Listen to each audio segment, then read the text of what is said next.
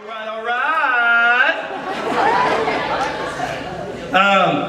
right, so check this out. I need you guys to do me a favor. I want everybody to stand up on your feet. Everybody on your feet?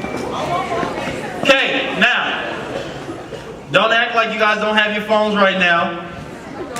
Here's what I want you guys to do. I know they had a slide, but this is what I want you guys to do. I want you to take out your phones if you're on Instagram. I want you guys to snap a picture of this moment right now. Now, you can follow me at Jeff, Jeff, T as in Tom, Osborne on Instagram. Now, I'm going to take a picture of you guys, but I can't take a picture if y'all looking like senior citizens just chilling out. Alright, I need you guys to be live. You guys got a dope name like CO2, so that's pretty fresh. So I want everybody to actually believe me in Cali that I was here. So I need all my boys that if I tell them I was here, they ain't gonna believe me. So I'm gonna take a picture of you guys, but I need you guys to look live. How's that sound? Does that sound good?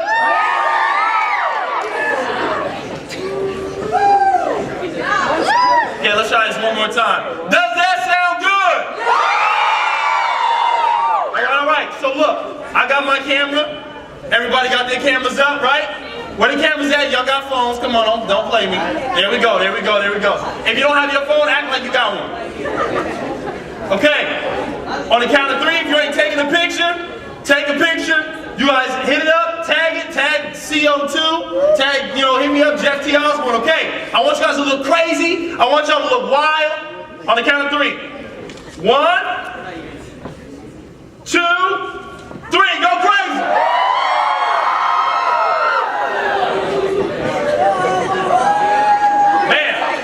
Did y'all get your pictures? Everybody got your pictures, you good?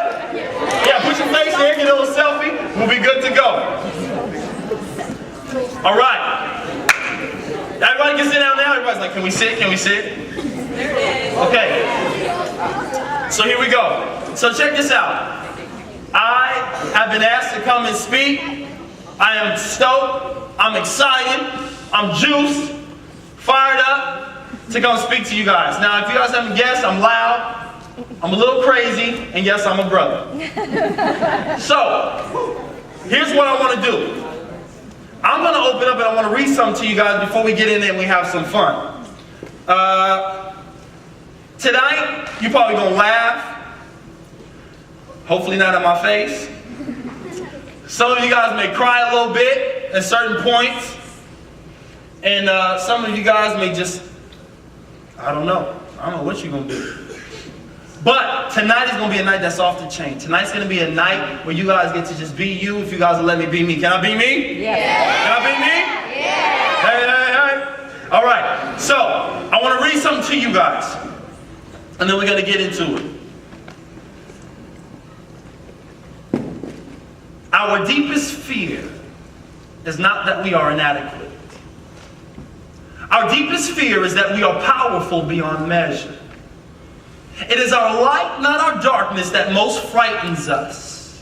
We ask ourselves, who am I to be brilliant, gorgeous, talented, fabulous? Actually, who are you not to be? You are a child of God. Your playing small does not serve the world. There is nothing enlightened about shrinking so that other people won't feel insecure around you. We are all meant to shine as children do. We are born to make manifest the glory of God that is within us. It's not just in some of us, it's in everyone. That's right. And as we let our light shine, we unconsciously give other people permission to do the same. As we are liberated from our own fear, our presence, us being around, us being in the room, automatically frees and liberates others. What do you do in your life when fear grips you? Everybody here is afraid of something. someone, or a situation. What do we do, y'all, when we're scared and have fear in our lives? I don't care who you are. I don't care if you're 300 pounds, you're swole. I don't care if you're all big or you're small or you're an army man or if you think you're the toughest person. I don't care who you are on this planet. Everybody experiences fear. But what if I had a little secret to tell you? What if I actually found the secret to not be afraid anymore? Would you guys like to hear it? Oh, yeah! Oh, I like that. They're like, oh, yeah. Like the Kool-Aid man, right? So, with that being said, when I was watching this, I thought about it, and I was talking about this at a school, Covenant Community School, and so I started saying, okay, look, if I'm going to talk about fear, they got to know a little bit about my fears. So I'm 6'3", and I weigh about 200 pounds. Now, as big as I am, I have the craziest fear of possums. So y'all gonna laugh at me like that, huh? I'm being vulnerable and y'all just gonna laugh at me like this. So, watch this, guys. I have a fear, or I had a fear of possums and raccoons. Now, hey, wait, hold on. Let me explain myself. So this is what happens. Where I live, we're about 25 minutes outside of LA. And it just so happens that always at night, my wife wants me to take out the trash. Now, how I take out the trash almost was like a Call of Duty type of thing. All my fellas know what I'm talking about. Thank you. So, but in my situation, I didn't have a UAV. I didn't have a radar to show me where they were at, so many times I just found them by surprise. So that I wouldn't get surprised, this is what I would do.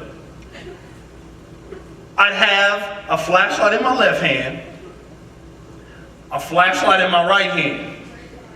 I tied up the trash bag to my hip so I can move quick, in case they caught me off guard.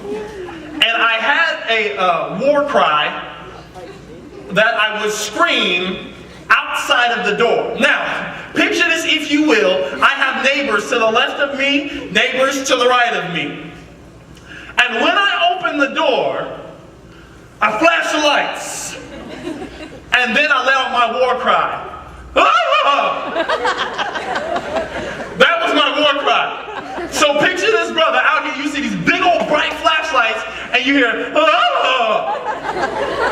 And so as I walk in, my wife is looking at me like, oh my gosh, I married this dude? She like, how are you supposed to protect me? You screaming like that. So I'm, right? I'm making all this noise, so hopefully that don't startle me or shake me up. And God has a sense of humor because I have about a family of 7 raccoons that live in my backyard. So when I shine the flashlight, I see these beady eyes just staring at me.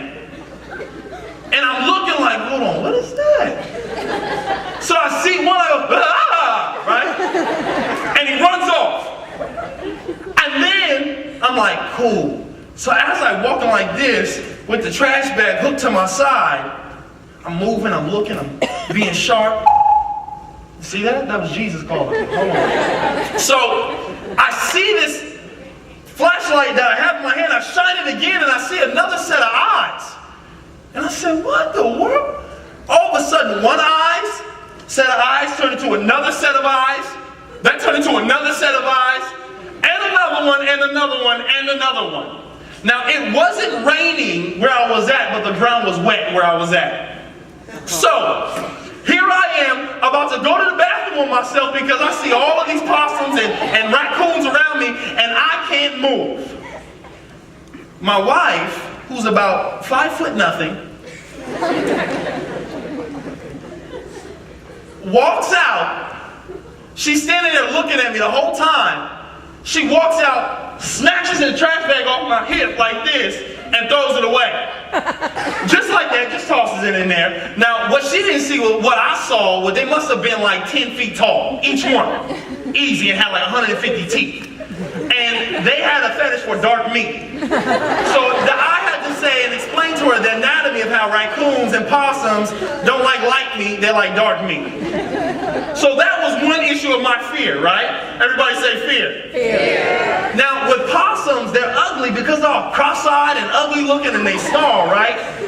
And so that kind of fed into it. But I had another fear. Everybody say fear? Fear. When I was little, I was deathly afraid of dogs. That's right, dogs. Puppies, dogs, it didn't matter. If they had a tail and it wagged, I was shook. So my family used to go on these bike trips, right? And so they used to ride these bikes down the street, and as they're riding the bikes, I was in the back. Now at this time, you guys have all the tight helmets now. You know, the cool helmets that look like mohawks, like my son has one that looks like a shark, right? My daughter has a princess one. Well, back in the day, you didn't really have that. So all I had was this big old white helmet like this, and it had a red stripe across the middle. So I just looked like a big old chocolate bobblehead. That's like this, right? So here I am in the back, and I'm riding my bike. Now here I am just bobbling like this, my big old head, and off to the right, there is a fence. And I'm just pedaling, minding my own business with my head like this, nodding, right? And all of a sudden I hear, now, I think it was about this time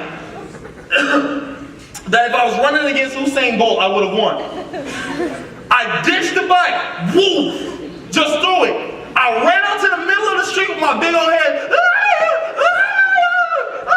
right? I'm doing all of this, cars are bing, trying to swerve out the way. I did not care. I had a dragon after me.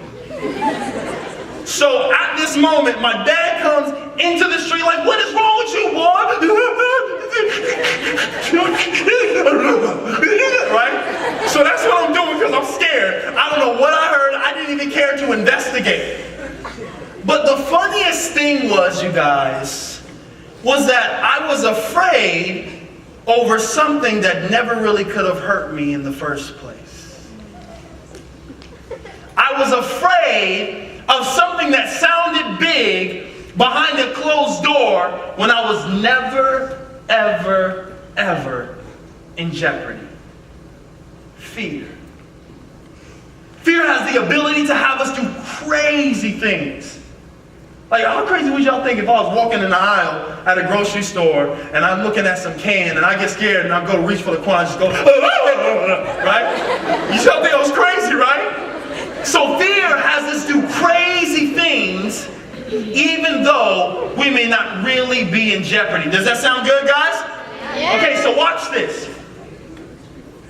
In that movie, what was so crazy about the boogeyman is that the more the kids believed in the nightmares than the actual dreams, the stronger he got. Now, the small little black horses that you saw that were big old horses, they started off really small. There were these little Mustangs, and as people started giving more fear into them, they got bigger and bigger and bigger, and before you know it, the boogeyman was about to take over. And the more the kids believed in the fear, the more Santa Claus, the Easter Bunny, the Tooth Fairy, and Sandman started to disappear. Much like the more we believe in fear in our lives, we find ourselves starting to disappear a little bit more. I'm a little afraid of my circumstance in my life right now, and so you give so much attention to the fear that all of a sudden you realize that who you are starts to kind of go away. You're not the happy person that you used to know. The fear of your parents probably separating and that anxiety that takes over makes it hard for you to actually study in school. The fear of what if he doesn't like me? What if I don't do what he wants me to do? Then maybe he won't be with me. Fear. Or if I don't do this like everybody else does, then they might outcast me. If they outcast me, that means I'll be all alone. And your fear is being alone. what if your fear was a fear of life? What if you were afraid that your life would never get better, and so you begin to cut your wrist? What if you felt your life would never get better, and so you think about taking a whole bunch of pills and just ending your life? Fear. It's a very dangerous thing, and the enemy absolutely loves it. You see, fear is something that he's used since the beginning of time. With Adam and Eve, he came to them as a talking snake. Now, I don't know about y'all, but I don't have conversations with snakes. If you do, I'm going to pray for you. But this talking snake comes, and he begins to talk to them about, hey, do you know that if you do this, God is afraid and he really doesn't want you to eat this because then you'll know everything. He used fear. And the most important thing about Boogeyman is that he never went after the parents. He went after the kids. Much like Satan, the devil, the enemy, whoever you want to call him, doesn't go after God, our Father. He goes after us, his kids. So now we look at this whole idea of fear and how he uses fear in our lives to run things. Much like the boogeyman had all this fear and he had his power and he had all of this stuff, but at the end something odd happened, was that he said, don't you get it? You'll never be able to get rid of fear. It'll always be here. And then Santa Claus goes, well, so what? As long as one child believes, we'll always be here. And so at that moment, at that time, you see all of those horses come up. Did you guys see that? And you'll see, do you see what I'm talking about? Why are they here then? And then Santa Claus goes, well, I ain't afraid of you, bro. Jack Frost says, well, guess what? Homie, it looks like those are your fears. And at that moment, the same exact fear that he used to ruin the lives of those children overtook him and caused his downfall. Much like what the Bible says, that at the end, the devil who's been causing all this problem for you, all of this pain is going to be bound up by the same stuff he tried to use on you guys. Isn't that crazy? Isn't that awesome? And so I started thinking at that moment when his eyes got big and he started saying, no, no, no, and started running, it hit me. Man, the devil has fear too. And let me see a show of hands. How many of you guys always thought like the devil was just like never afraid, that he just gave out fear? I was. Raise your hand if you believe that. Yeah. So we think that he's just some powerful, crazy, dark creature who doesn't feel any pain, doesn't feel any fear, and he just has the power of darkness and demons and all of this stuff. But yet we find out that he actually has fear. Isn't that crazy? I'm going to break it down to you. Fear is something that the Bible says this. The Bible says in 1 Timothy 1:7 that I have not given you, 2 Timothy 1:7, I have not given you a spirit of fear, but of love, for a power of love and a sound mind. He says, I have not given you a spirit of fear, but a power, love, and a sound mind. Check this out, y'all. I'm going to break it down to you what fear is. Fear was something that's an acronym. And the F stands for frantically. The word frantically means that he is afraid and desperate with fear. That means you'll do do whatever it is. If you're desperate to breathe, and have you guys ever been wrestling with your friends in the pool, and all of a sudden they get you, you can't breathe, and you start panicking, you do whatever, you'll scratch them, you'll punch them. For the guys, you give them a purple nurple, right? You're trying to get away with them, right? You'll do anything you need to do just so you can breathe. And it's the same exact way with the devil, you guys. He's so afraid that he'll do whatever he can just so he can breathe. And so now the F stands for frantically. F, frantically. He's afraid. He's desperate with fear. The E stands for exercising. You know what exercising means, guys? I'm talking about jumping jacks and all that stuff. To exercise literally means to train or condition. So, it's almost like a horse, right? I talk about training and conditions like a horse or an elephant. I heard that one time, a baby elephant, when it's first born, they take a tiny little rope and they tie it around his ankle when he's a baby. And so he can't move with the rope on his leg, right? And as he grows a little bit older, the same rope that's on his leg, it stays there and he can't move. And as he gets to be a 2-ton massive animal, one of the biggest mammals on the land, if not the biggest mammal, if I'm not mistaken, that this big old huge creature that can easily snap this rope gets tied down by this little tiny thin rope. And I said, I don't get it. Why? And he said that because when he was little, he had been conditioned and trained to think that he could not get past this rope. So now that he was older, he's still been trained in his mind that he couldn't get past the rope. And it's the same way almost with the horses, that the horses and the Mustangs, I was watching it with Jacob, and we're watching these Mustangs, and he started talking about how free they are, and how fast they can run, and how much they can jump, and how they're such a strong creature, and that one kick of their legs can fracture a skull or even kill somebody, but yet they get controlled by a little metal piece in their mouth. Trained and conditioned. And the whole idea is to break them down so they don't know the power that they have. That's right. Watch this, guys. I'm giving you a secret. I promise you will change your life. Is that the same thing with the enemy? Is what he does is he tries to break you guys. He tries to get you so afraid that you'll never be accepted. He'll try to get you so afraid that you'll never have things so that you don't recognize the power that you have. And so the E means to exercise. That means to train or condition your mind. He wants to keep trying to break you guys down. The A stands for artificial. Frantically exercising artificial. You know what that means, guys? Fake. Oh, come on now. Everybody know the SAT words over here. She's like, fake.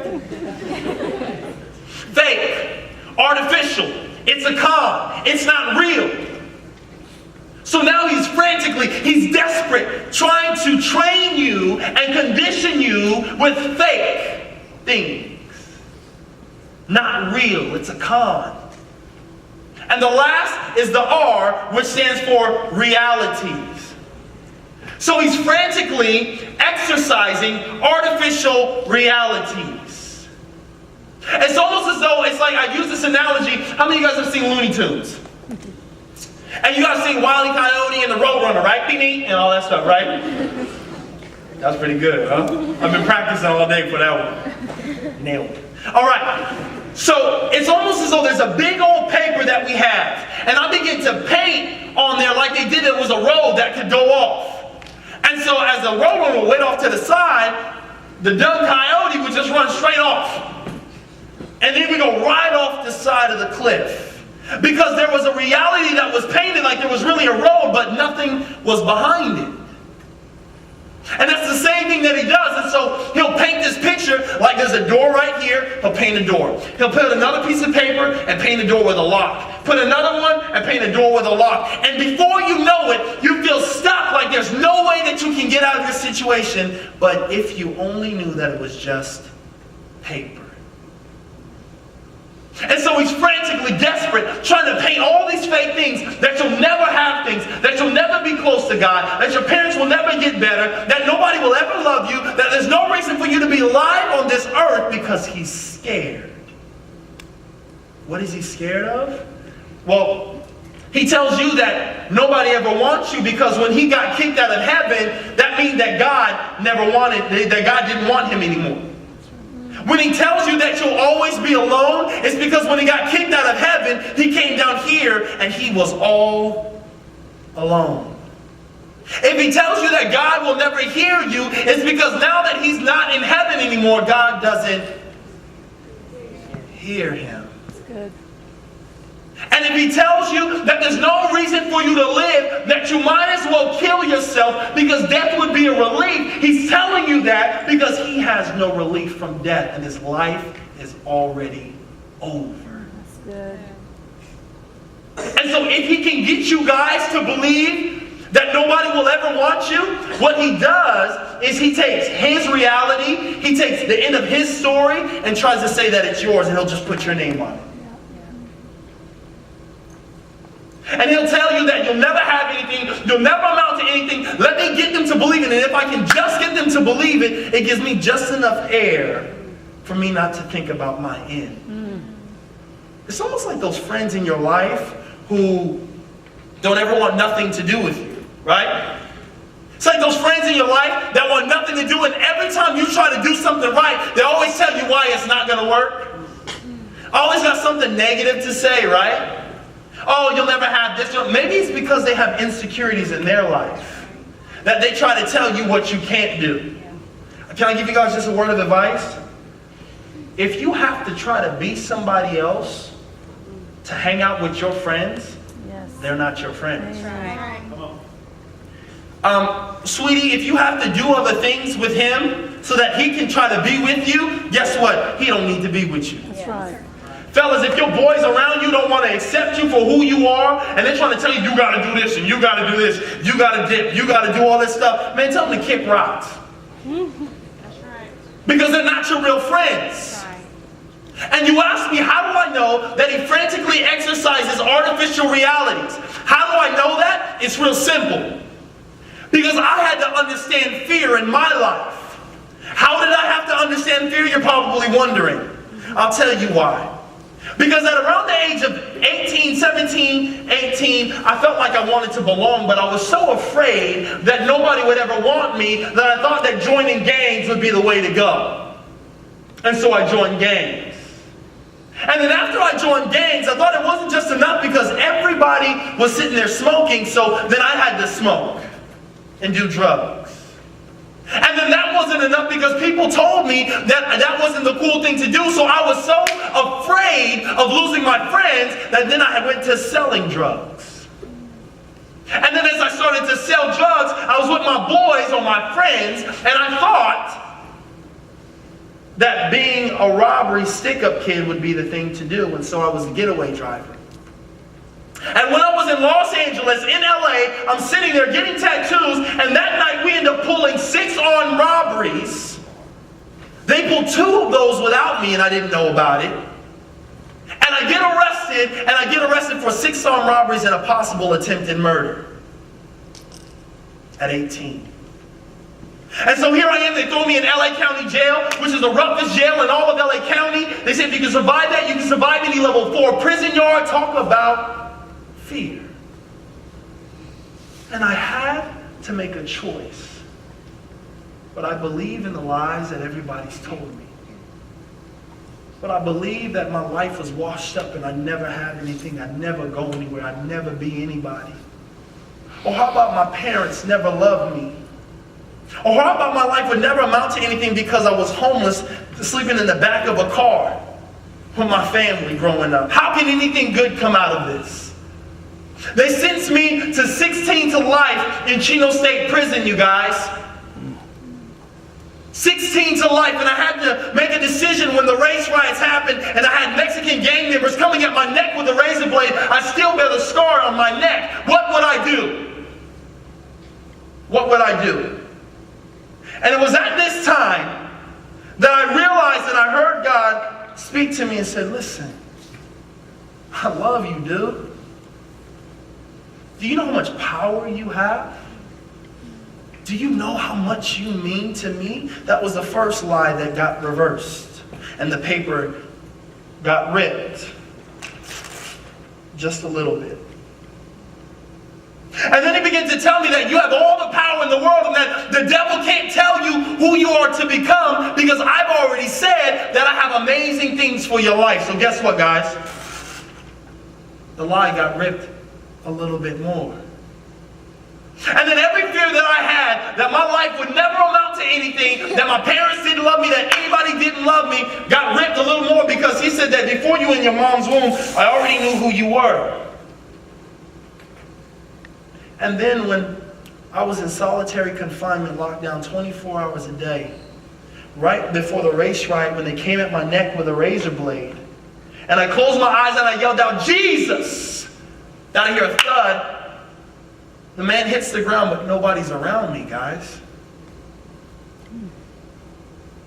And then after that, God starts doing crazy things and starts talking to me. And then I heard something that was actually amazing. Is that it says that Satan is the father of all lies. That means that if he tells me I never amount to anything, what's the opposite of that? You're going to be something big because all he does is lie, right? So the opposite of a lie is the truth. So if he tells me that I'll never amount to anything, the truth is you're going to do great things. So guess what? The lie gets ripped a little bit. He tells you that you'll always be alone in your life and nobody will be around you. Guess what, guys? That's another lie right there. So that means that I'll have plenty of friends. I'll always be accepted because of God's in my life, and I'm going to do some awesome and amazing things. And he told me that my life wasn't worth anything, and so I tried to take my life because I tried to attempt to commit suicide 3 times. Drove my car straight towards a pole, and I swerved at the last minute and closed my eyes, and I opened it, I'm on the side of the road with nothing wrong with me, and I was heading off a cliff. Another lie that God didn't care about me. And the more I realized that Satan was the father of lies, the more I realized that nothing he said could be trusted. And that every lie that he ever told me in my life was not the truth. And the fear that I felt that nothing would ever work right went right out the window. And so as I'm sitting there, they say, Mr. Osborne, roll it up, as I'm in prison. Thought my life was over. They said, Mr. Osborne, roll it up, you're going back up to court. And I said, why? They said, we don't know. So I get up there and I see the judge. And the judge says, Mr. Osborne, upon reviewing your letter, I said, what letter? He says, you have a letter on your behalf from the assistant warden of Chino State Prison. I never saw him, guys. Never met him. Never shook his hand. He said that this is a good kid who hit a bump in the road. Let him go. So when I should have never gotten out of prison and done anything great, now God uses me and I travel all around the world.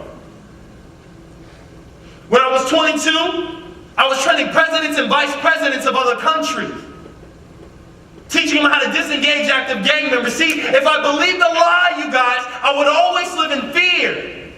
But the thing you have to understand is that the devil is so afraid that fear was never meant for us. That's why he said, I didn't give it to you. That means that fear only exists with the devil. That's right. So when he comes up to you and tries to tell you to get scared, guess what? Y'all can laugh in his face. Oh, you must be scared, huh? Oh, okay, all right. See, the more fear that you have in your life, it means that the more afraid he is that you'll recognize your power. That's right. If you're feeling more afraid in your life, that means that he's coming more at you because he's more afraid of who you are going to become. And if you know he lies, you can laugh every time you hear that you'll never make it. Because what's that mean? You're going to make it. You're going to make it. And so at the end of all of this, at the end of this whole thing, you find out that he gets overtaken and cast down. And I'm just curious, how many of us have fear in our life? How many of us are so afraid, that things might not work out? How many of us are afraid that nobody will ever accept me, that I'm not good enough? I'm seeing hands hold up, and keep your hands up if you have your hands up. How many of you guys feel like if I don't do something, or I don't do this, then maybe I just might lose the people in my life? Raise your hand. How many of you guys are afraid of life and living, that you feel like I can't even live anymore? I feel like I'm smiling on the outside, but inside I'm actually dying. And you smile, hoping that it would cover it up. Well, I'm here to tell you that you don't ever have to be afraid ever again. Some people, as I look out, are wiping tears out of their eyes. Some people are quiet because you've dealt with this pain for so long that you don't even know how to get over it. You've been so afraid to be yourself that you almost forgot who you are. So, how many of you guys want to get rid of that fear? Raise your hand. Yeah. Because it doesn't help, does it? Does it make you feel good? Some people ain't saying nothing. It makes you feel good? So this fear that robs you from who you are, and I know I'm going over my time, so I'm gonna end this up, brother. I want to say something. I wanted to do something, and I don't know if we were able to do that. Were we? Okay, is there paper? Everybody has some paper and a pencil around you? Where's it at? Behind your seat? In the back of your chair. In the back of your chair? It's a little piece of paper. Here's what I want you to do. You can play, hold on. John, you can play the song Oceans that you were going to play as they're writing. Do you want to do that? So what we're going to do is I want you guys to take 15 seconds. How many of you guys got paper? When you got paper, say hey. Hey. Okay. Here's what I want you to do. I want you to write down every fear that you have ever had in your life. Whatever it is that you're afraid of at this moment, I want you to write it down. Don't look to the left. Don't look to the right. Don't worry about what somebody's going to think about you. I want you to write this down.